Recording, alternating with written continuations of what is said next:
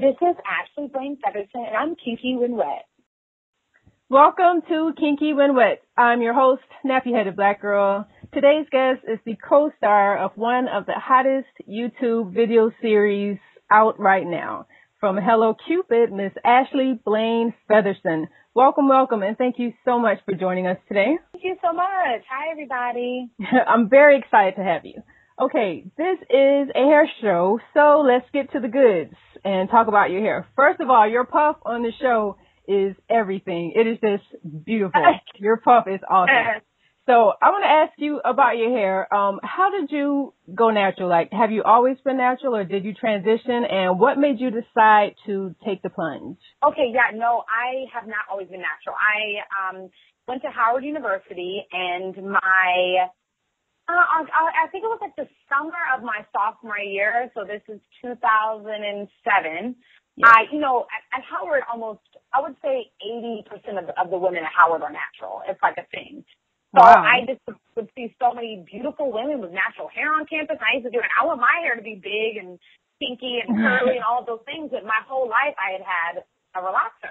So I was inspired transition, and I transitioned by I actually had a sew-in weave, and so I would have that. I would have my hair braided up and sewn in by my hairstylist, and then like every 2.5, 3 months, I would take it out, change it, she would trim my ends, and that's how I did it. But for me, that was the easiest way to transition because I didn't do the big chop.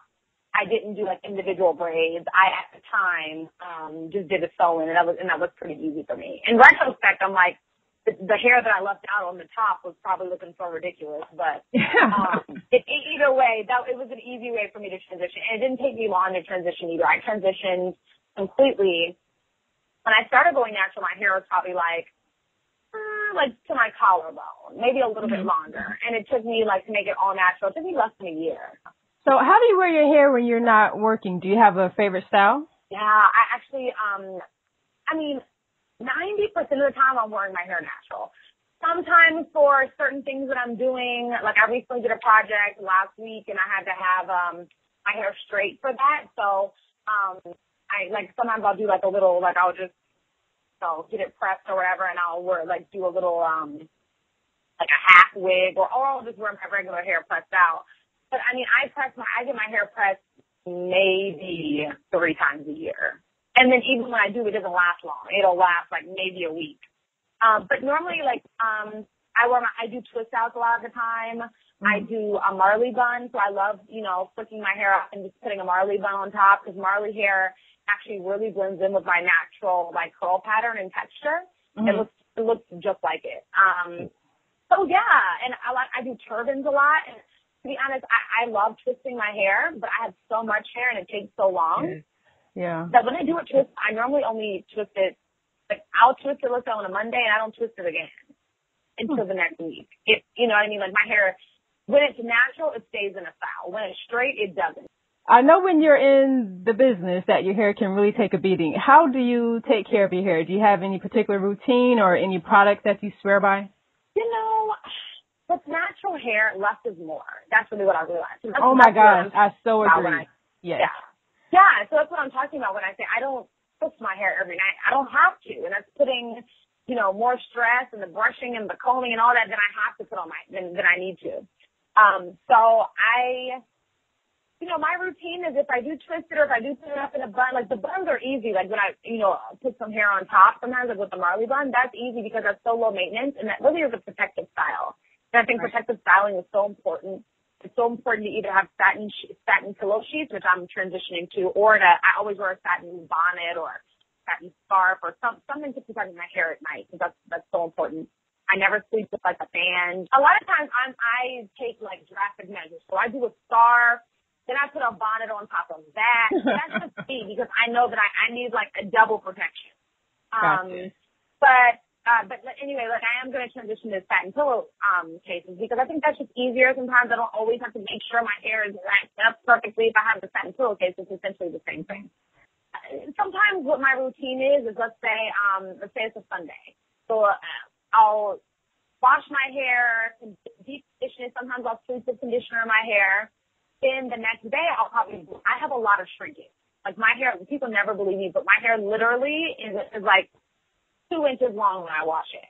I believe so you. Short. Like I have so much shrinkage. Yeah. But hair like mine has so much shrinkage. It's actually very, very, very, very manageable. It's not hard to blow dry. It's not hard to twist. It's very soft. It's not, whatever. But so then I'll blow dry, and a lot of times I'll just wear it out in an afro like that for a day.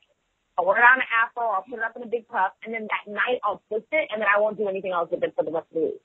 So that's kind of like the routine that I do. Yep.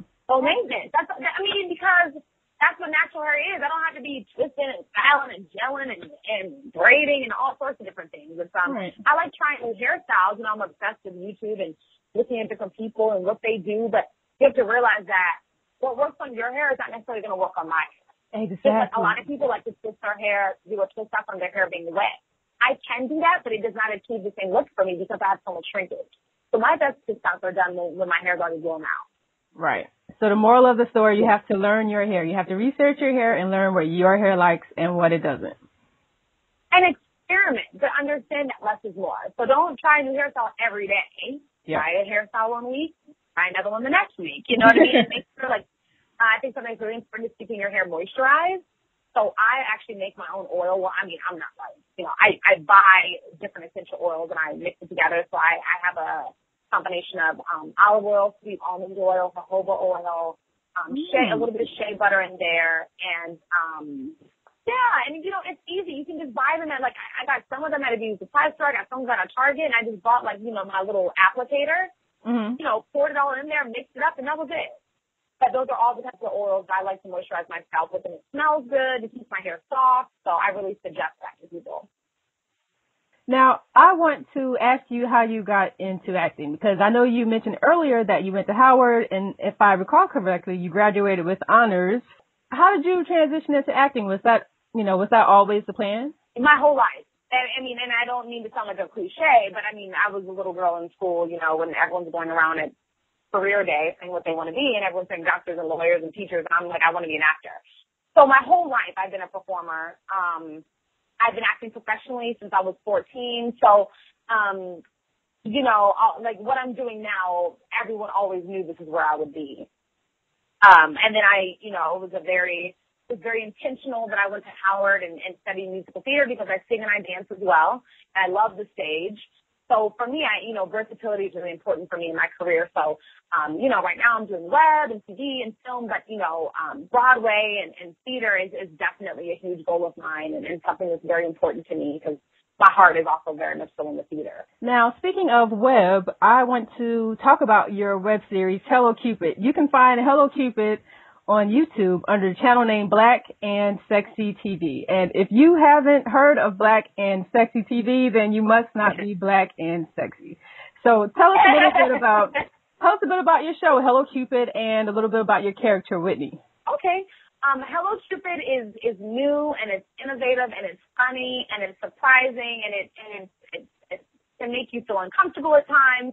But it's a show about online dating and friendship, and we delve a little bit into colorism. That's not the main topic of the show, but I think that's something that in some ways is highlighted. But it's about finding love, being true to yourself and who you are. It's about stepping out on the limb. It's about being a friend and a roommate, and so it's so many different things. But the overarching theory and our message is that it's about online dating and friendship, and it's a feel good show. It is. It's really funny and it's positive and it's very relatable. I wanted it to be a cause for conversation. I didn't want it to just be a show that people turned off and was like, oh, that was cool. I wanted it to be a show that people called their friends or their boyfriends or their family members and said, hey, have you seen this show? What did you think about when that happened? Or what do you think she should do? So that was really, really, really important to me in creating the show. I think you achieved that. So I want to ask you, I don't know if you can answer this question or not, but on the next episode, the faux Whitney will be meeting up with Proud Dad. Can you tell us anything about what's going to happen or maybe just give us a little hint about what we can expect on the next episode? Oh, geez. Just a little something. I can't give any spoilers, but I will say that you're in for a surprise. what you may expect to happen is not going to happen. So you can take that how you want it, how you want to take it. But things are heating up for sure. Like it's getting gritty.